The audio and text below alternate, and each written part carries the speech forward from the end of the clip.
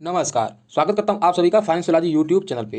दोस्तों, Warren Buffett जो विश्व के महानतम इन्वेस्टर्स में से एक हैं, वो फॉलो करते हैं वैल्यू इन्वेस्टिंग। वैल्यू इन्वेस्टिंग मतलब किसी एक शेयर को उसके इंट्रिंसिक वैल्यू से कम दाम पे खरीदना और जब उसका प्राइस उसके इंट्रिंसिक वैल्यू से काफ़ी ज़्यादा हो जाए तो उसको बेच देना। अब इंट्रिंसिक वैल्यू क्या होती है, चलिए उसको समझते हैं।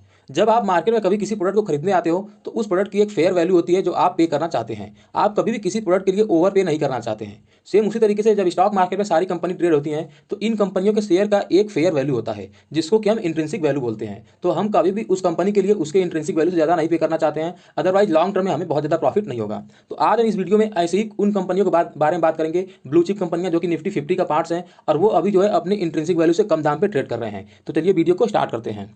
तो दोस्तों, पहले जो कंपनी यहाँ पे आईटीसी टोबैको कंपनी यानी टोबैको बनाती है, इसके साथ साथ इसका एफएमसीजी और होटल का भी बिजनेस है। मार्केट कैप इसका 2,74,000 करोड़, करंट प्राइस इसका 223 है, आरओसी नंबर 32% का, आरओई लगभग 24% का, फेस वैल्यू इनका 1 है और डिविडेंड यील्ड भी 4.55%, यानी डिविडेंड काफी ज्यादा अच्छा बांटती है कंपनी।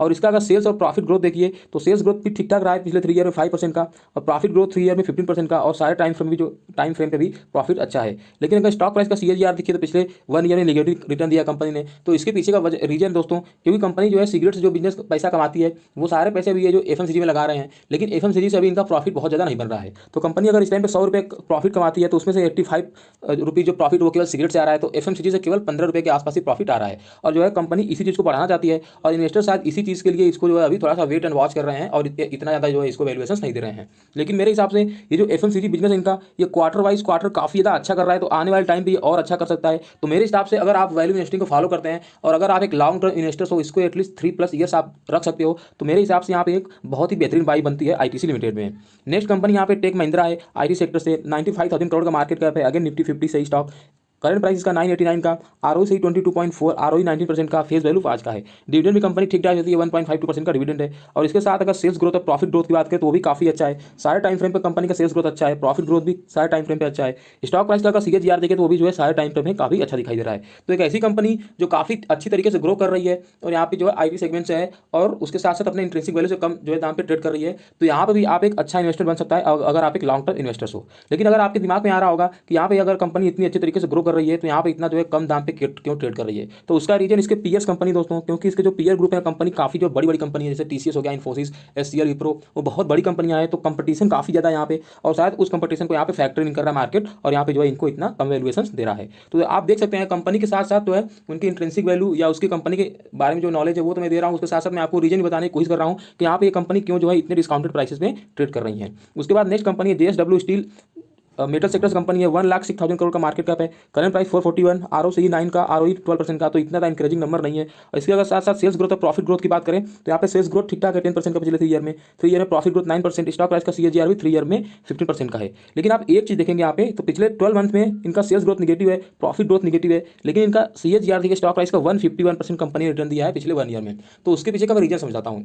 ये जो मेटल सेक्टर है पूरा एक सिक्लिकल सेक्टर होता है, यानी इनका बिजनेस कभी किसी साइकिल में अच्छा करता है, कभी किसी साइकिल में डाउन करता है। और हाल फिलहाल में जो इनकी साइकिल है वो जो बिल्कुल अप ट्रेंड में है, तो आने वाले कुछ टाइम पे मेटल सेक्टर काफी ज्यादा अच्छा कर सकता है। इसकी वजह से यहाँ पे सेल्स ग्रोथ प्रॉफिट ग्रोथ भले ही कम था, लेकिन पिछले 1 ईयर से ही यहाँ पे स्मार्ट इन्वेस्टर्स उन्होंने बाइंग करनी स्टार्ट कर दी थी और स्टॉक प्राइस इतना ज्यादा अच्छा कर रहा है, क्योंकि आपको पता है मार्केट हमेशा फ्यूचर देख के काम करता है। तो फ्यूचर में इनकी जो साइकिल अच्छी आने वाली थी, अब साइकिल आने वाली थी और इसी वजह से यहाँ पे शेयर मार्केट ने इसको इस तरीके से रिवार्ड करा है। तो अगर आप एक अच्छे इन्वेस्टर्स हैं, एक अनुभवी इन्वेस्टर्स हैं और अगर आप मेटल साइकिल को अच्छी तरीके से रीड कर सकते हैं तो एक अच्छा इन्वेस्टमेंट हो सकता है। लेकिन अगर आपको इन साइकिल के बारे में नॉलेज नहीं है तो मैं बोलूंगा कि आपको जो मेटल सेक्टर से दूर रहना है। और सेम मेटल सेक्टर से नेक्स्ट कंपनी आ रही है टाटा स्टील, 82,000 करोड़ का मार्केट कैप है, आरओसी और आरओई इतना ज़्यादा इंक्रीजिंग नंबर नहीं है, फेस वैल्यू हालांकि 10 का है और डिविडेंड यील्ड 1.36, डिविडेंड भी काफी ज़्यादा अच्छा देती है।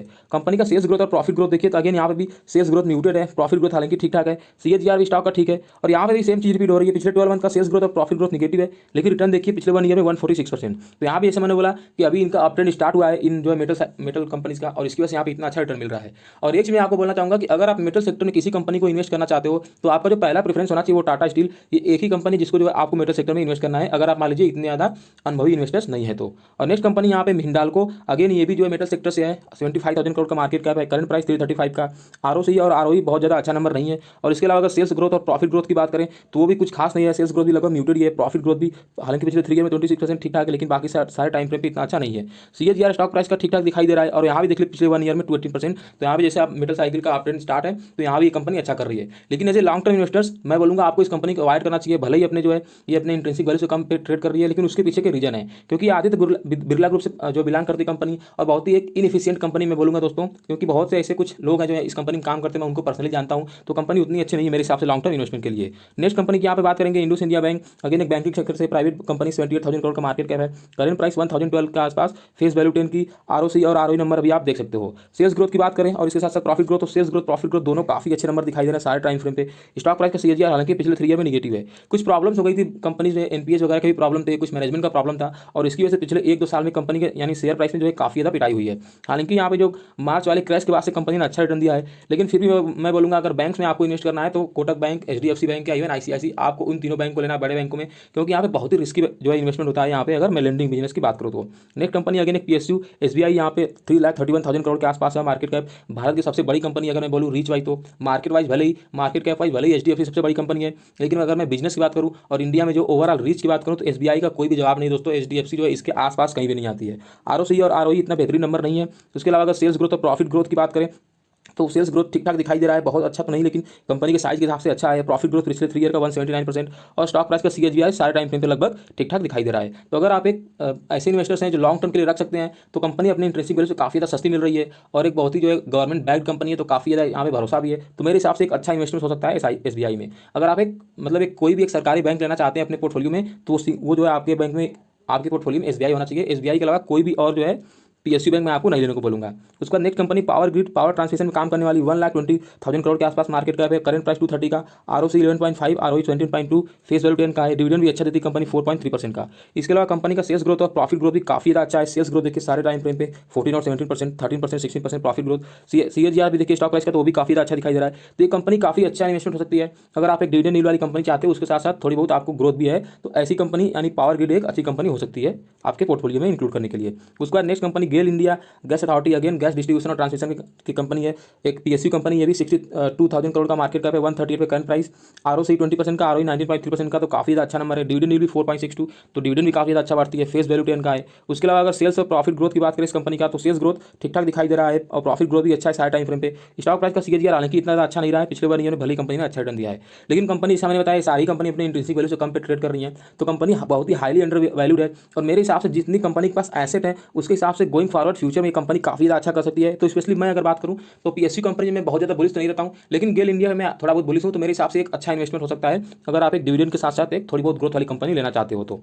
उसके बाद नेक्स्ट कंपनी कोल इंडिया, अगेन एक पीएसयू कंपनी, 84,000 करोड़ के आसपास मार्केट कैप है। इनका आरओसी और आरओई नंबर देखिए कितना बेहतरीन, 73%, 57%, फेस वैल्यू 10 का, डिविडेंड 9%, यानी आपके फिक्स डिपॉजिट से काफी अच्छा जो है आपको डिविडेंड देती है। एक मोनोपोली बिजनेस अगर इसकी बात करूँ तो प्रॉफिट और सेल्स ग्रोथ देखिए लेकिन थोड़ा बहुत म्यूटेड है, प्रॉफिट ग्रोथ ठीक ठाक लग रहा है, लेकिन स्टॉक प्राइस का सीएजीआर देखिए सारे टाइम फ्रेम पे नेगेटिव है। और कंपनी का जब से आईपीओ आया है, आईपीओ के बाद से कंपनी ने आज तक अपने आईपीओ प्राइस को कंपनी टच नहीं कर पाई है। तो बहुत ही इनएफिशिएंट बिजनेस है मैं कहूँगा, भले ही मोनोपोली बिजनेस है, लेकिन यहाँ पे इसके कुछ अलग ही प्रॉब्लम है। अभी देखिए क्या है, कंपनी जो कोल प्रोवाइड करती है, कोल का यूज होता है इलेक्ट्रिसिटी वगैरह को जनरेट करने में, लेकिन ये जो सोर्सेज है ये कन्वेंशनल एनर्जी सोर्सेज है, और पूरा वर्ल्ड अगर मैं बात करूँ तो धीरे धीरे ये लोग पूरा वर्ल्ड जो शिफ्ट हो रहा है रिन्यूएबल एनर्जी की तरफ। तो वहाँ पे मेरे हिसाब से कोल का इतना ज़्यादा उपयोग नहीं रहने वाला है, शायद इसकी वजह से भी जो है फ्यूचर को मार्केट इस चीज़ को जो है डिस्काउंट कर रहा है इसके शेयर प्राइस में। तो मेरे हिसाब से एक अच्छा इन्वेस्टमेंट नहीं होगा। अगर आप केवल प्योरली डिविडेंड के लिए जाना चाहते हो तब शायद आप इस कंपनी को ले सकते हो, अदरवाइज मैं इस कंपनी को अवॉइड करने को बोलूंगा। उसके बाद नेक्स्ट कंपनी जो है यूपीएल, एक एग्रोकेमिकल बिजनेस, 47,000 करोड़ का मार्केट कैप है, आरओसी 10 और आरओई 13% का, डिविडेंड 0.96 का। सेल्स ग्रोथ और प्रॉफिट ग्रोथ देखिए